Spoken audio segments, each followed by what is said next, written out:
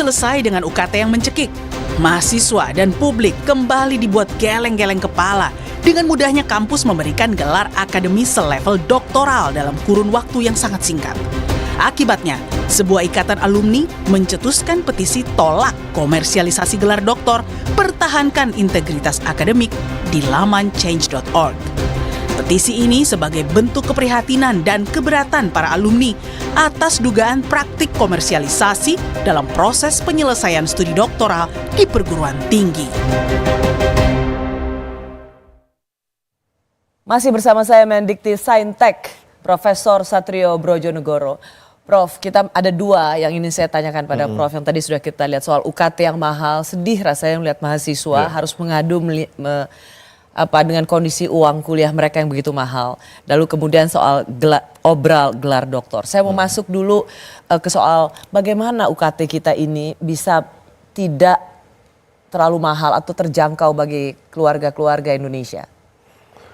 Di dalam peraturan untuk perguruan tinggi yang milik pemerintah negeri atau PTNBH sudah ada ketentuan mengenai UKT. Ada beberapa kategori UKT itu supaya ada pemahaman subsidi silang. Yang mampu membayar lebih mahal, yang tidak mampu bayar lebih kecil atau kalau perlu. Itu tidak terjadi sepertinya Pak. Yang terjadi adalah semuanya dapat UKT yang mahal sehingga disebut kampus itu udah komersialisasi. So jadi, what went wrong?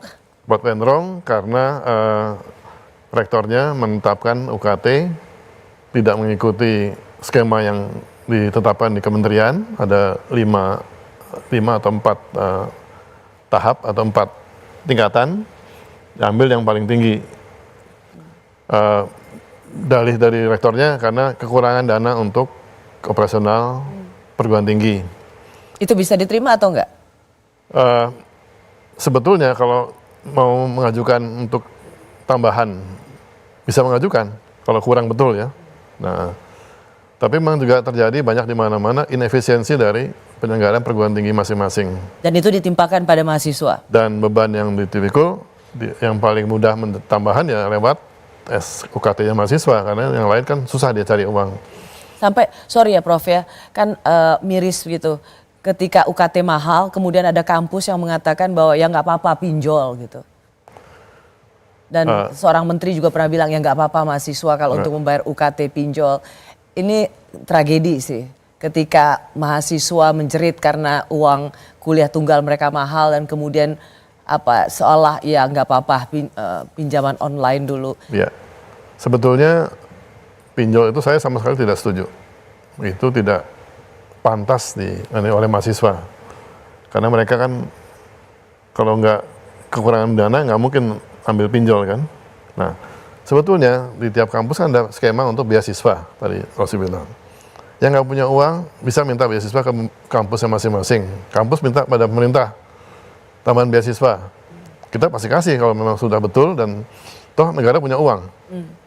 Saya katakan di mana-mana pada anak-anak itu.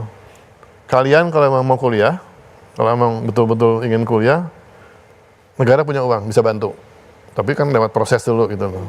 Jadi kalau anaknya nggak punya, mohon ke perguruan tinggi minta beasiswa misalnya, atau minta bantuan atau apa. Setelah itu kan nanti ajukan kepada kami bantu. Jadi daripada pakai pinjol, mendingan minta beasiswa ke perguruan tingginya gitu loh. Apa janji Bapak untuk UKT ini? Karena ada sinyal bahwa UKT ini akan tetap naik, tapi hanya sekedar ditunda. Kalau masih dalam koridor yang ada, mungkin nggak ada masalah. Tapi kalau melewati batas yang sudah ditetapkan, kita akan adakan suatu upaya untuk pemenahan kembali. Karena begini, dikatakan di sana, UKT itu harus dibuat berdasarkan kondisi kemampuan masyarakat setempat. Nah, kalau dia tidak bisa membuktikan bahwa evidence bahwa memang yang diajukan itu sesuai dengan masyarakat, ya nggak bisa di itu dong.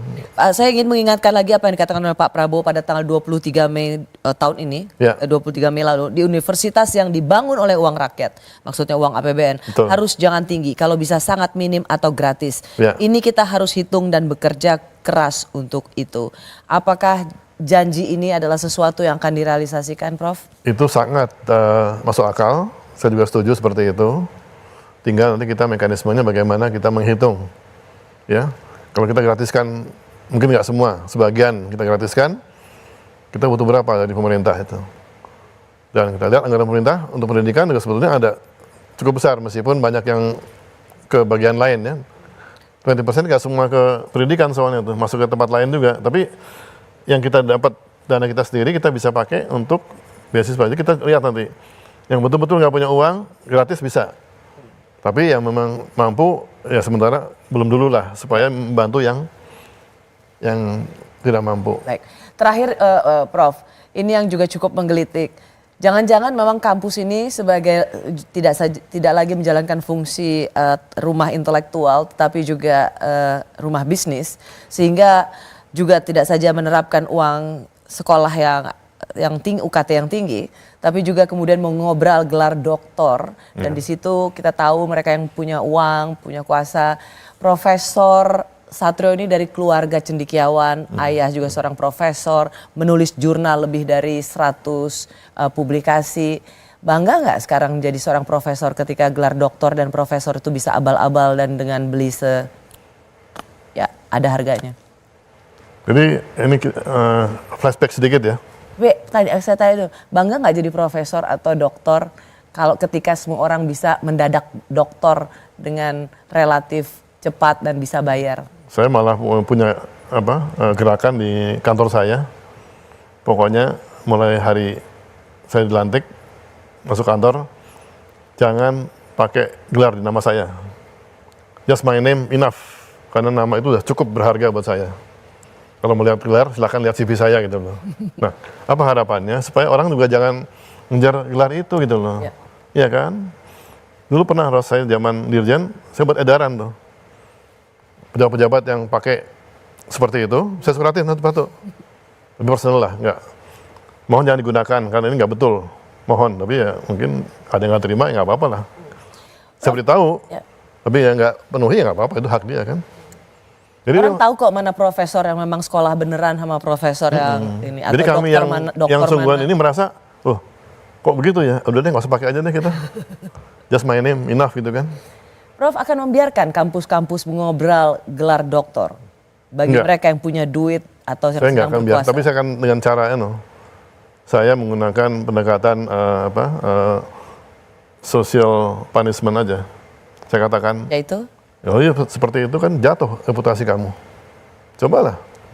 Dengan you berikan pada seperti itu, ya sorry to say, orang lihat, oh segitu aja kampusnya. Nggak berwibawa, yang wibawanya jatuh kan sama sekali kan. Ngapain nggak ada wibawanya. Jadi sebenarnya mereka menggali sendiri gitu loh. Kuburannya sendiri. Dengan begitu, habis wibawanya udah sorry to say ya. Gitu, jadi ya, janganlah kita kembalikan lagi pada roh perguruan tinggi, kebenaran, wibawanya harus tinggi, dan masyarakat punya tempat bernaung. Perguruan tinggi sebagai tempat mereka bisa bertanya, minta pendapat, minta advice. Harus begitu, Ros. Prof Satrio, nggak usah pakai orang juga tahu Anda penulis jurnal yang luar biasa aktif. Bapak Satrio Brojonegoro, Menteri Pendidikan Tinggi, Riset dan Sains dan Teknologi. Selamat bekerja. Terima kasih, Ros. Terima kasih Pak Satrio. Thank you. Terima kasih juga bagi Anda yang menyaksikan Rosi. Sampai jumpa Kamis depan, tetaplah di Kompas TV, independen, terpercaya.